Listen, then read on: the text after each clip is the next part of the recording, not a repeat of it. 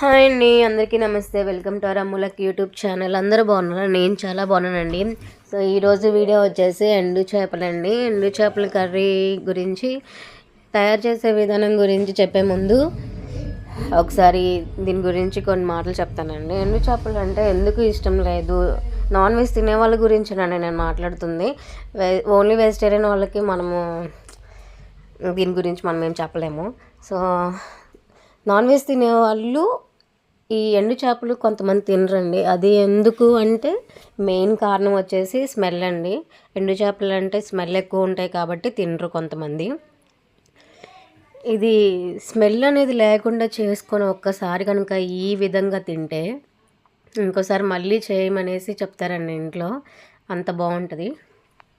చేసే ప్రాసెస్ ఒకసారి చూద్దాము.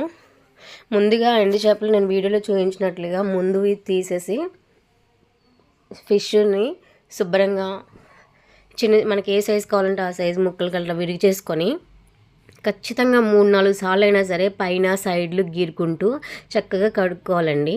కడిగేసుకొని మళ్ళీ వాటర్ పట్టుకొని పక్కన పెట్టుకొని చేపలని ముందుగా నేను వీడియోలో చూపించిన టమాటా సైజు ఉంది కదా, ఆ టమాటా సైజు అయితే ఒక 4 అయితే సరిపోతాయండి. ఆ టొమాటోస్ని మనము పేస్ట్ చేసేసుకొని పక్కన పెట్టుకోవాలండి. తర్వాత మసాలా వేసుకోవాలన్నమాట. మసాలా వచ్చేసి చిన్న మిక్సీ జార్లో కొంచెం అల్లం, కొంచెం వెల్లుల్లి, కొంచెం ధనియాలు, కొంచెం మిరియాలు, కొంచెం లవంగాలు, ఒక 2-3 యాలకులు వేసుకొని మిక్సీ పట్టుకొని పక్కన పెట్టుకోవాలండి. తర్వాత గ్యాస్ మీద బాండి పెట్టేసుకొని ఒక 2 దాల్చిన చెక్క, ఒక బిర్యానీ ఆకు వేసుకొని ఒక ఉల్లిగడ్డ ఇలాగ ముక్కలుగా కట్ చేసుకొని ఒక 4 పచ్చిమిర్చి కట్ చేసుకొని వేసుకోవాలండి.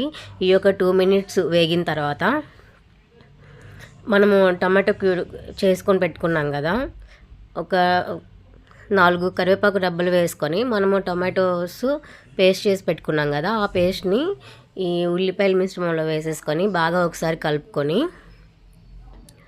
తర్వాత మనము ఆల్రెడీ కడిగేసి పక్కన పెట్టుకున్నాం కదండి వాటర్లో, దాన్ని ఎండు చేపల్ని మళ్ళీ ఇంకొక 2 టైమ్స్ వాష్ చేసుకోవచ్చండి. మీరు ఇక్కడ గమనించారో లేదో, మనము ఇంత శుభ్రంగా వాష్ చేసిన తర్వాత సగం వాసన ఇక్కడే పోతుందండి. సో కాబట్టి అంత వాసన ఇంక అనిపించవు. తర్వాత ఇప్పుడు మనము ఈ టొమాటోస్ పేస్ట్ వేసున్నాం కదా, ఇది కొంచెం మగ్గిన తర్వాత పచ్చివాసన పోయిన తర్వాత టొమాటోస్ ఈ ఎండు చేపల ముక్కల్ని పేస్ట్లో వేసేసి ఒకసారి కలిపెట్టుకోవాలండి. ఒకసారి కలబెట్టేసుకొని ఈ ఎండు చేపలతో పాటు మనము దోసకాయ ఒకటి, చిన్న మునక్కాయ ఒకటి వేసుకున్నామంటే వీటి టేస్ట్ ఇంకా చాలా అంటే చాలా బాగుంటుందండి. ఒకసారి ట్రై చేయండి తప్పకుండా. ఇంకా తగినంత ఉప్పు, పసుపు వేసేసి కొంచెం కారం ఎక్కువ ఉంటే బాగుంటుందండి.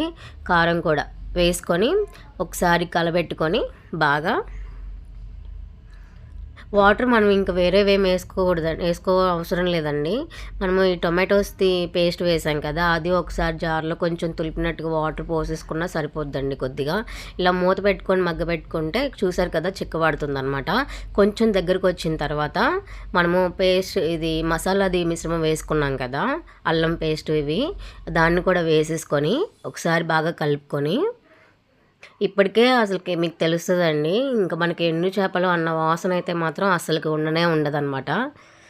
సో ఒకసారి కలిపెట్టేసుకున్న తర్వాత ఉప్పు కారం అనేది ఈ టైంలోనే ఒకసారి చూసుకొని మనము కొత్తిమీర, కొంచెం పుదీనా వేసుకొని మూత పెట్టుకొని ఒక 5 మినిట్స్ మగ్గ పెట్టుకుంటే చాలండి. మనం ఎక్కువ పులుసులాగా కాకుండా ఇట్లా దగ్గరికి వచ్చేలాగా చేసుకుంటే టేస్ట్ చాలా బాగుంటుందండి. ఎక్కువ పులుసులా పెట్టుకున్నా కూడాను అంత టేస్ట్ అనిపించదు అనమాట. చూసారు కదా కర్రీ, ఇంత దగ్గరగా చేసుకుంటే బాగుంటుంది. పీస్ మాత్రం చాలా అంటే చాలా బాగా ఉడికిందండి. టేస్ట్ మాత్రం చాలా బాగుంటుందండి. యాక్చి అనేవాళ్ళు కూడాను ఒక్కసారి తింటే మాత్రం వదలరండి, ఆ టైప్లో ఉంటుంది. వీడియో కనుక నచ్చినట్లయితే లైక్ చేయండి, షేర్ చేయండి, సబ్స్క్రైబ్ చేసుకోవడం మాత్రం మర్చిపోకండి. Thanks for watching.